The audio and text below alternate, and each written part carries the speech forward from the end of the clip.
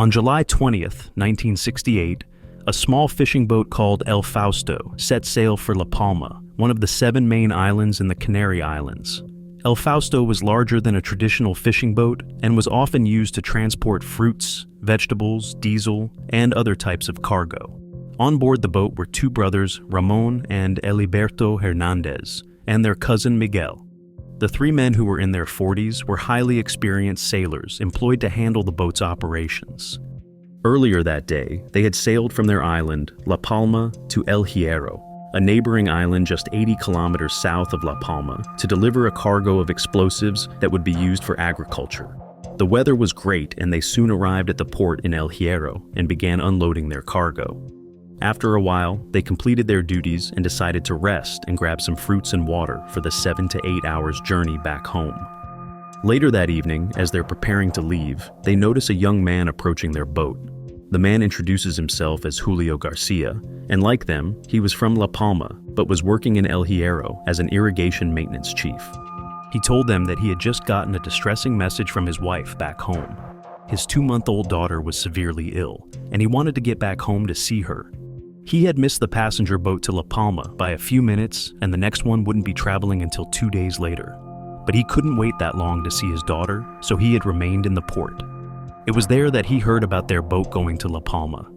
Julio begged the men to take him with them, and even offered to pay for the ride. The men had their own families too, and didn't want to deprive the young father of seeing his daughter, so they took him aboard and refused to charge him for the ride. At 2:30 a.m. on the 21st of July, they set sail for La Palma. The sea was calm that night, although a light fog later appeared in the early hours of the morning, reducing visibility in the area. But this was nothing they couldn't handle. The men had been sailing that route since their teenage years and had navigated through far worse weather conditions.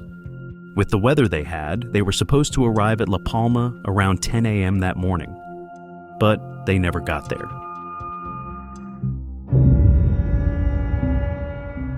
When El Fausto didn't appear in La Palma at the estimated arrival time, the owner of the boat, Rafael, was not worried.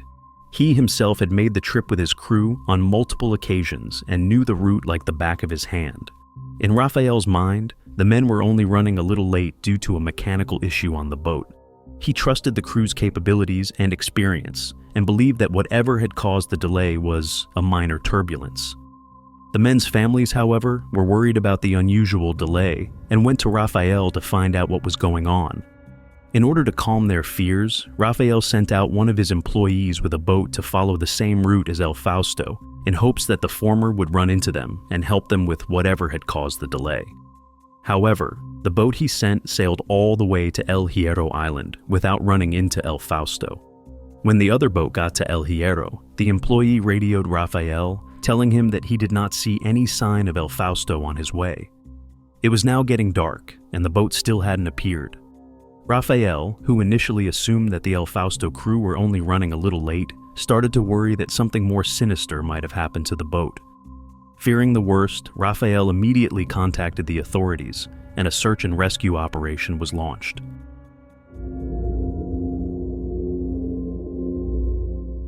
By the next morning, the boat had been declared missing, and all ships within the area had been radioed to be on the lookout for a missing boat. A Casa bomber plane took off from Gran Canaria, one of the 7 Canary Islands, and thoroughly combed El Fausto's last location, but the crew found nothing. Throughout the entire day, several ships combed the search area for hours.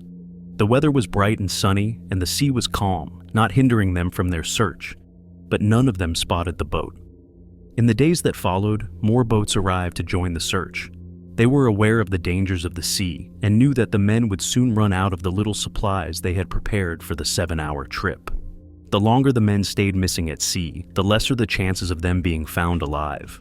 If their boat hadn't sunk, there was a high possibility that they would be found critically dehydrated or even dead from heat stroke. The 10 kilograms of fruits and little water they had couldn't last them for more than 24 hours. On the 4th day of the search team received a radio message from Duquesa, a British ship that was heading to the Netherlands. The men on the ship claimed to have seen a small fishing boat drifting on the waters about 120 miles west of La Palma. It was midnight, and the crew on the boat were using flashlights to signal their position to the big ship. When they moved closer and stopped near the boat, they saw the boat's call sign, El Fausto, written on its side, and discovered 4 men alive and happy to see them.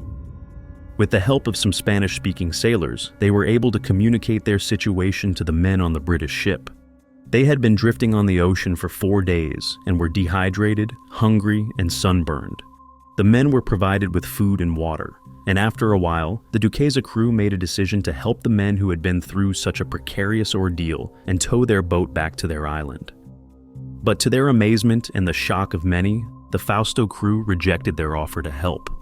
They said that they could get back to La Palma by themselves, and only requested to be given enough supplies for their journey back home. The Duquesa crew thought the men's request was strange and almost unheard of. Surviving the sea for 4 days with no supplies was already a miracle, and anyone in that position would have been grateful to have even been spotted by another vessel. But here were these 4 men, turning down the offer to be taken back home. When the Duquesa crew persisted and tried to convince them, the men claimed that their boat was in perfect condition and they had only run out of fuel. They offered no explanation about how they had strayed from their route and traveled 120 kilometers west of La Palma, despite being experienced sailors. Not even Julio, who had been desperate to get to his sick daughter, took the offer. In the end, the Duquesa crew left the men, but not after giving them enough fuel, food, and water to last them the entire 18-hour journey back home. Back in La Palma, news had spread that El Fausto had been found, and all 4 men on board were alive. The men's families were happy to hear that after 4 days of mystery and hopelessness, their loved ones were on their way back home. So, they decided to gather at the port to wait for the return of El Fausto and its passengers. The estimated time of the boat's arrival was around 7 p.m., and by evening, the whole town had joined the families, and a huge celebration had started at the port. The time came and went, yet El Fausto didn't show up. But the people were optimistic and decided to wait a little longer. In their minds, El Fausto was only running a little late and would soon arrive. A few boats appeared on the horizon, raising their hopes, but once it came closer, they would realize that it wasn't the boat they were waiting for. The minutes slowly turned into hours, and those who had come to welcome the crew started to leave one after the other. By 10 p.m., most of the people had left the port, and only the men's families and a few friends stayed back, hoping that the boat carrying their loved ones would soon appear on the horizon. By morning, it was clear to everyone that the boat was not coming. El Fausto was missing again. Very early that morning, another search and rescue operation was deployed to the exact coordinates Duquesa had found El Fausto. It was the largest missing person search and rescue operation in Spanish history, with not 1, but 4 Casa planes providing aerial support. Several military ships and boats owned by locals in the area joined the search for the boat that seemed to have disappeared once again. Grumman hydroplanes were also sent to ensure a thorough combing of the search area, but they found nothing. The team found it rather strange that in spite of all their efforts, not a single trace of the boat was found during the 2 weeks they searched. Even if the worst had happened and the boat had sunk, they would have found signs of wreckage or lifeless bodies afloat in the water. But in this case, they found nothing. The boat had simply disappeared. On August 7th, the search was called off, and El Fausto and its crew were officially declared lost at sea. Their families, who had clung to the tiny glimmer of hope that they would be found, were again heartbroken. The whole island was abuzz, and everyone was speculating what might have happened to them on their way home. But by the end of August, the people in La Palma had started to move on from El Fausto's disappearance. But the men's families were still finding it hard to adjust to the reality that their loved ones had perished at sea. On the 9th of October, that was 2 months after the search was called off, the maritime authorities received a strange message. El Fausto had been spotted again. Anna Di Maio, an Italian merchant ship sailing to Venezuela, had found El Fausto in the middle of the Atlantic Ocean. The men on the ship claimed to have spotted something that looked like a small vessel in the early hours of the morning. When they moved closer to it, they found that it was a fishing boat with El Fausto's call sign boldly written on its side, rocking back and forth with the water. Upon closer inspection, they discovered that the boat was in good condition, although it was eerily quiet and looked like it hadn't been used for some time. In their minds, they knew that something wasn't right. A boat that small had no business sailing the deep paths of the ocean. They thought that if this was a boat in distress, the passengers would have come out to acknowledge the presence of a rescue ship. But this didn't happen, so they decided to find out what was wrong. 2 Italian sailors from Anna Di Maio board El Fausto and slowly make their way around the deck, looking for clues as to what might have happened. There was no logbook on the boat, neither were there any signs of violence or damage that would have suggested that a fight had happened, as was common with sailors who suffer from a mental breakdown after being lost at sea. The boat looked perfectly fine until they opened the hatch that led to the engine room. Upon opening the hatch, a putrid smell hit their nostrils. Armed with their flashlights, they slowly make their way down and are greeted with a horrible sight that almost makes them run back. Next to the ship's engine was a dead man lying face up on the floor. He was naked, and perhaps because of the oceanic environment, his body was mummified to a certain degree. One of the Italian sailors went back up to report what they had found, while the other continued to inspect the engine room, trying to find clues that could explain what happened to the man. But he didn't find much except for some insurance documents and a small notebook that he thought must have belonged to the dead man. He opened the book to flip through the pages, and the first thing that caught his attention was that some pages in the book had been ripped off. Of the remaining pages, the first ones had some kind of numbers and simple calculations.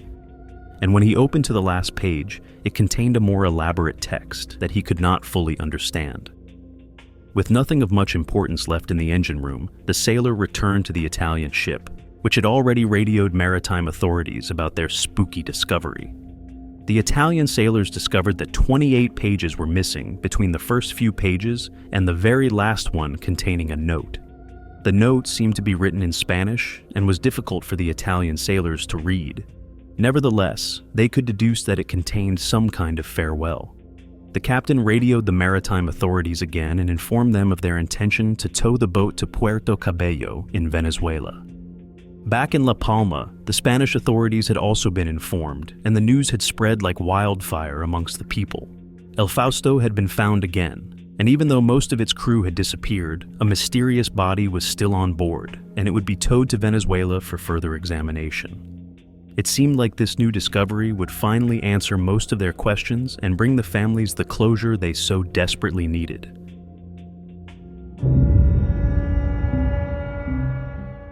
However, just 2 days after El Fausto's mysterious rediscovery, the Spanish authorities received another telegram from Ana Di Maio informing them that El Fausto had disappeared in the night while it was being towed.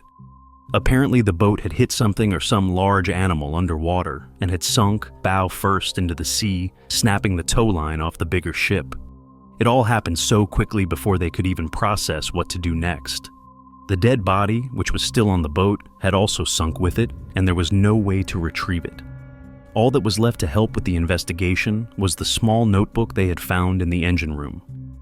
When word spread in La Palma that El Fausto had again disappeared in the most bizarre circumstances, many people started to think that the boat was cursed.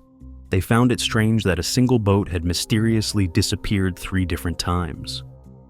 The small notebook was sent to La Palma and shown to the family members of the 4 men. And Julio's wife immediately recognized the notebook as the one her husband used to record calculations and payments of those who requested his service as a mechanic. When the book was opened, she was further convinced that it belonged to her husband because he had a peculiar way of writing. The content of the notebook was examined, and they discovered that the last page contained a message from Julio to his young wife.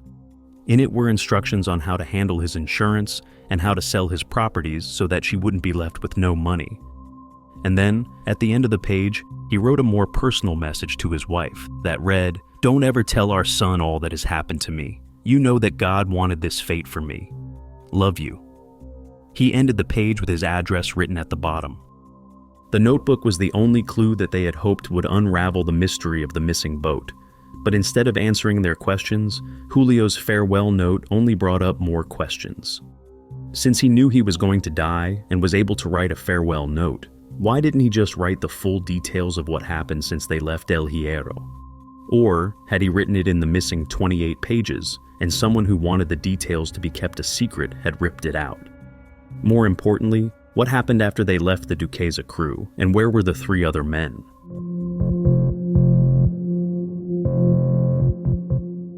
These questions only resulted in several theories and speculations as to what happened to them.